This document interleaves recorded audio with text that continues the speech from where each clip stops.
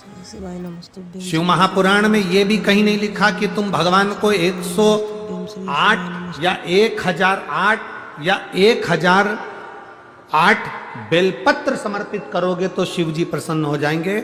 शिव महापुराण की कथा तो यहां तक कहती है, एक बेलपत्र की पत्ती को आप अगर बीच में से, ये एक बड़ी पत्ती, उसके बीच में दो पत्ती और दो पत्ती के बीच में जो गैप है, बीच पत्ती में, इस पत्ती और दो पत्ती के बीच में जो जगह है, अगर आप इस पत्ती को यहां से स्पर्श कर कर,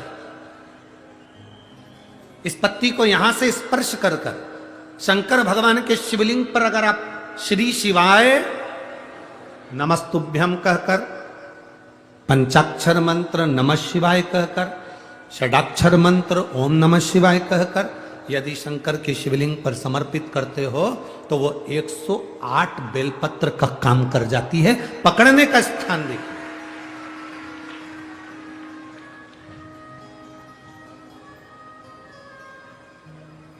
ये स्थान की बड़ी मूलता है, जो ये बड़ा मूल माना गया। बेलपत्री की बड़ी पत्ती, नीचे की दो पत्ती, उसके बीच में जो खाली डंडी जो दिख रही है, इसको अगर पकड़कर बेलपत्र समर्पित कर रहे हैं तो 108 बेलपत्र के बराबर हमें फल प्राप्त हो रहा, 108 बेलपत्र। और समझिए, अगर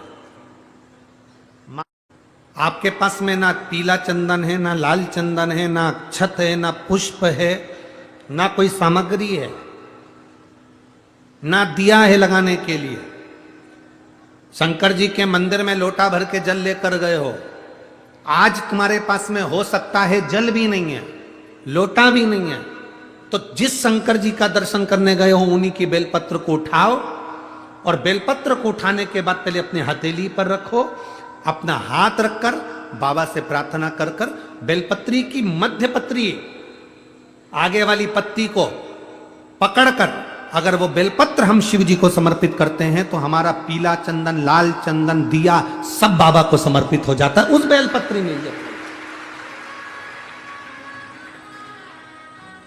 एक बेलपत्री का सुख हमारे जीवन का एक आनंद दे देता है।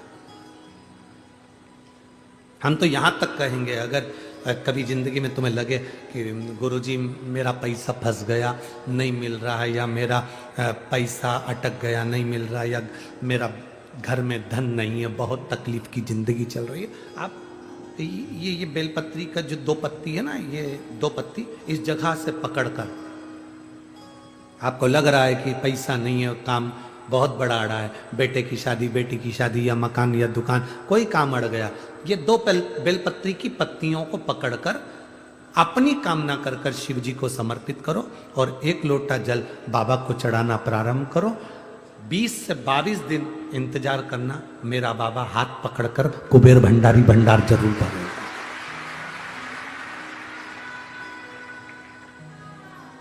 दो पत्ती को पकड़कर, लोग कहते हैं ब्रह्मा विष्णु महेश हैं बेलपत्री में, शिव जी के 3 नेत्र हैं बेलपत्री में, शंकर भगवान के त्रिशूल की 3 कोर है बेलपत्री में। हम कहते हैं अभी थोड़ा आप स्मरण करेंगे, अगर आप शिव महापुराण को अच्छे से पढ़ेंगे तो आपको ज्ञात होगा, कुबेर को धन देने वाले कौन है? बोलते जाओ जरा जमकर, कुबेर भंडारी, कुबेरेश्वर महादेव, मतलब शिव शंकर कुबेर को धन देते हैं। जिस समय पर भगवान विष्णु संपूर्ण विश्व के कल्याण के कार्य करने लगे, कुछ नहीं हाथ में रहा, तब लक्ष्मी से उन्होंने धन लिया। आपने वहां तिरुपति बालाजी की कथा सुनी होगी, लक्ष्मी से धन लिया। लक्ष्मी, इन जीवों के कल्याण के लिए तो मुझे धन दे दे। लक्ष्मी ने धन दिया। एक दिन नारायण ने पूछ लिया लक्ष्मी से, लक्ष्मी मैं नारायण, मेरे पास भी संपदा की कमी नहीं, पर तेरे पास लक्ष्मी इतनी संपदा कहां से आती है?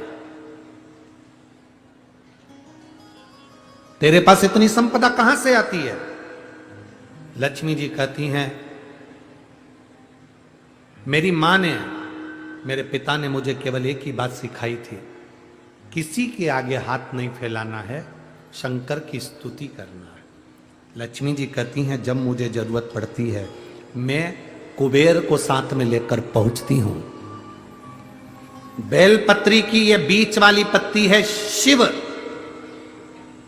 माता लक्ष्मी और कुबेर, उन दोनों के सामने हाथ पसार कर कुबेरेश्वर महादेव से मांग रहे हैं, भगवान शंकर से मांग रहे हैं।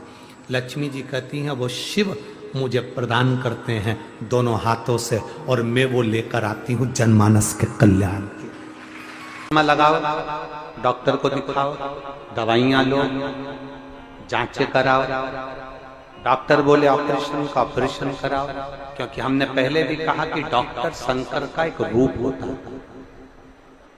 हमने पहले भी कहा कि डॉक्टर शिव का एक रूप होता है। आप जांच कराइए, आप डॉक्टर को दिखाइए।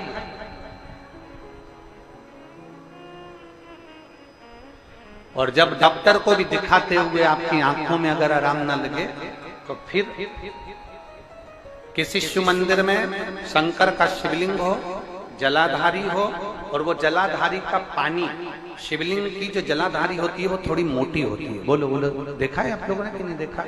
जिसपे ये शिवलिंग रखा रहता है, ये शिवलिंग जिस पे रखा है वो मोटा होता है कि ना? तो जलाधारी जो मोटी होती है ना चारों तरफ, तो शंकर पे चढ़ा हुआ जल इस जलाधारी में से जब यहाँ से बहकर आता है, उस स्थान पर अपनी हथेली का स्पर्श करिए और स्पर्श कर कर शंकर के मंदिर में ही नेत्रों को लगाने का प्रयास करिए। 22 से 25 दिन तक आंखों में लगाने का प्रयास करना। 30वें दिन हमको पत्र लिखकर भेजना कि आपकी आंख की रोशनी बढ़ना प्रारंभ हुई कि नहीं, आपका चश्मे का नंबर ठीक हुआ कि नहीं। नेत्रों पर इस स्थान का महत्व है।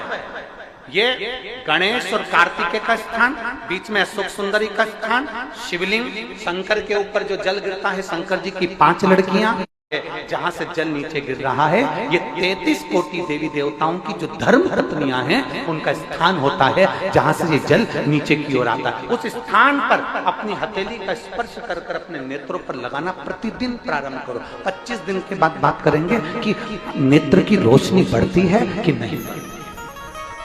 जांच भी कराना, डॉक्टर को दिखाना भी कि हमारी नेत्र की रोशनी का कितना अंतर है, जरा देख कर बताओ जरा। कोई माताएं कहती हैं गुरुजी हमारी सुनता ही नहीं है, हम तो भगवान को रोज जल भी चढ़ाते हैं, आराधना भी करते हैं, साधना भी करते हैं, पूजन भी करते हैं, तो भी शिव हमारी बात नहीं सुनता। हमारा निवेदन है, शिव ने कितनी सुंदर संसार की रचना करी है, ये विचार करिए।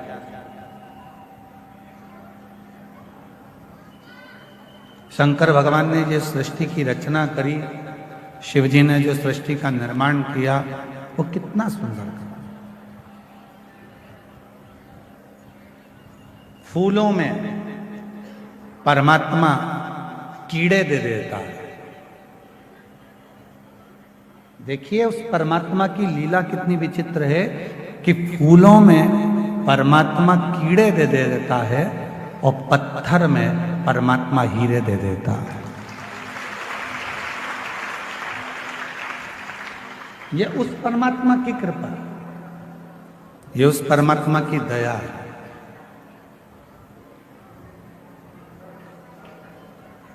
जिसने ज्यादा संघर्ष किया है, बहुत मेहनत करी है, बहुत परिश्रम किया है,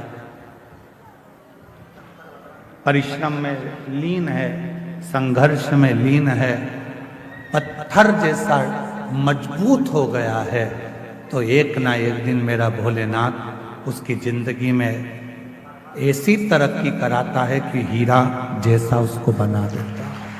हीरे जैसा।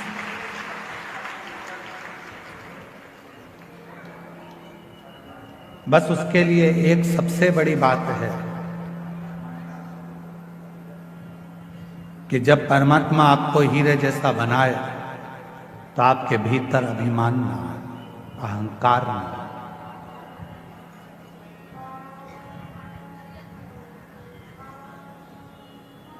आपके भोजन करने से, अगर आपके भोजन से किसी के मुख में पानी आ रहा है तो आपका भोजन करना बेकार है।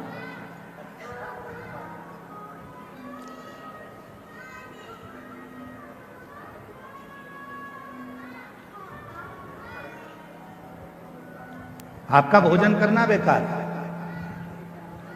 आपके भोजन करने से यदि किसी के मुख में पानी आ रहा है तो आपका भोजन करना बेकार है, और यदि आपके बोलने से किसी की आंख में पानी आ रहा है तो आपका बोलना भी बेकार है।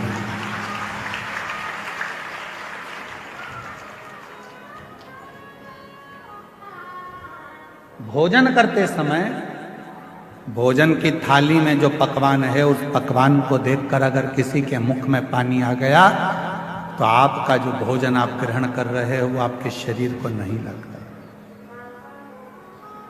वो आपके शरीर को नहीं लगता। भोजन करते समय यदि किसी के मुख में अगर पानी आ गया तो आपका भोजन करना बेकार है, और बोलते समय यदि किसी की आंखों में पानी आ गया आपके बोलने से तो आपका बोलना भी, फिर वो बोलना आपका बेकार है कि आपने क्या बोल दिया, क्या ऐसा प्रसंग कर दिया, क्या आपने कह दिया कि उसकी आंख में आंसू आ गए। तथा जब व्यक्ति टूट जाता है,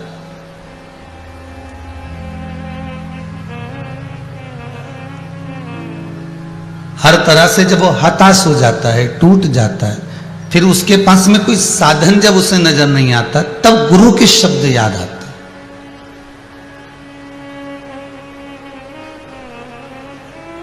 तब गुरु की वाणी सम्मुख में समझ में आ जाती है कि गुरु जी ने कहा था, और शिव का स्मरण करना है, शंकर का भजन करना है, शंकर का अनुमोदन करना है, शिव नाम में, शिव मंत्र में, शिव चर्चा में हमें डूबना है। फिर वो मन को ले जाकर हमने भगवान शंकर के चरणों में ले जाकर छोड़ दिया। और ये मन बड़ा विचित्र है, सबसे ज्यादा यही नहीं जाता है। शरीर तो तुम ले जा सकते हो, शरीर तो तुम बारंबार विचार कर कर, चलो उज्जैन जाना है, चलो ओमकारेश्वर जाना है, चलो सोमनाथ जाना है, परली बैजनाथ जाना है, ममलेश्वर जाना है, यही नहीं पहुंचता। और इसके लिए अथक प्रयास कर दिया जाता है, बहुत बहुत प्रयास किया जाता है, तो भी मन वहां तक पहुंच नहीं पाता।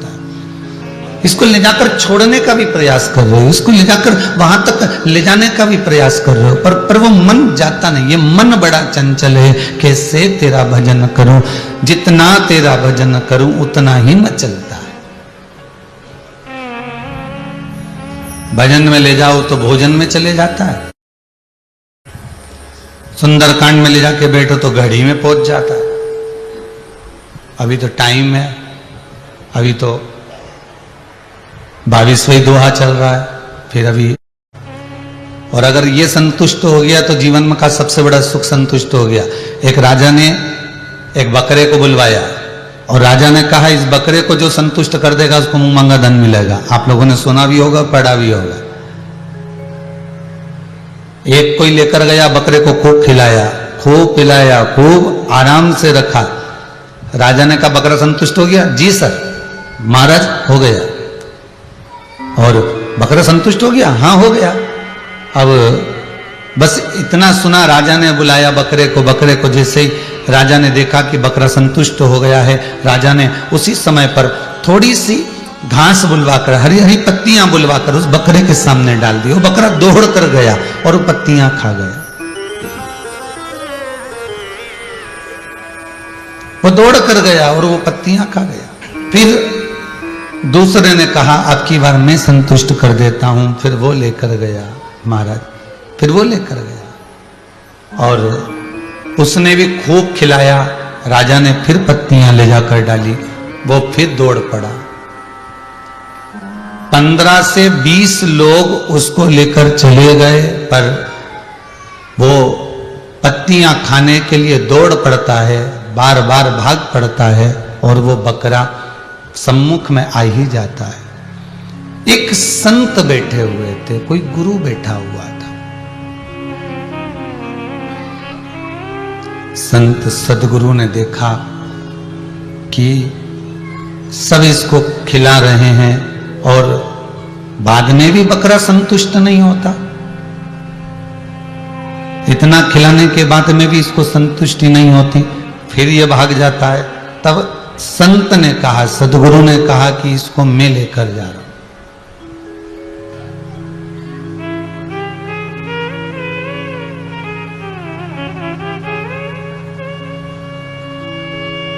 संत ले गए उसको, खूब खिलाया दिन भर। शाम का समय था, संत ने फिर 2 घंटे का गैप करा, रोका, फिर पत्तियां दी, वो फिर खाने आ गया। संत ने उठाया डंडा और एक उसके मुंह पे रख कर दिया, फिर पत्ती डाली, बकरा फिर दौड़ कर आया। संत ने फिर डंडा दी, फिर पत्ती डाली, बकरा फिर दौड़ कर आया। संत ने फिर डंडा दिया, संत ने फिर पत्ती डाली, बकरा दौड़ कर आया। अब की बार बकरे को लगा खाऊंगा और डंडा पड़ेगा, नहीं खाया। अब राजा के पास में बकरे को लेकर गया, महाराज मैंने इसको संतुष्ट कर दिया है, आप देख लीजिए ये संतुष्ट हो चुका है, संतुष्ट हो गया। हाँ आप देख लीजिए। राजा ने हरी हरी दूबा बुलवाई, पत्तियां बुलवाई, बकरे को दी, बकरा दौड़ कर आया। भागता भागता आया और खाने ही वाला था, इतने में उसको याद आया कि खाऊंगा और डंडा पड़ेगा। बकरा वापिस चले गए। राजा ने संत के चरण पकड़ लिए, गुरुवर ये बताओ कि इस बकरे को तुमने संतुष्ट कैसे कर दिया? संत कहते हैं ये संतुष्ट कभी नहीं हो सकता था। एक डंडा रखा, जब जब खाने दौड़ता था धर के देता था, फिर खाने आए ना सट्ट से दिया, नहीं सही हो गया, बस अब दौड़ के भी आए नहीं तो खाए नहीं है। संत कहते हैं राजन ये बकरा नहीं, ये मन है, ये दौड़ दौड़ कर जाता है। इस मन पर यदि शिव महापुराण का डंडा पड़ते रहे तो ये मन भी सीधा चलता रहेगा, फिर आसक्ति में नहीं डूबेगा, फिर काम में, लोभ में, वासनाओं में, तृष्णा में, आसक्ति में, कहीं मोह में, कहीं किसी चीज में ये बकरा फिर जाता नहीं है, ये बकरा फिर पहुंचता नहीं।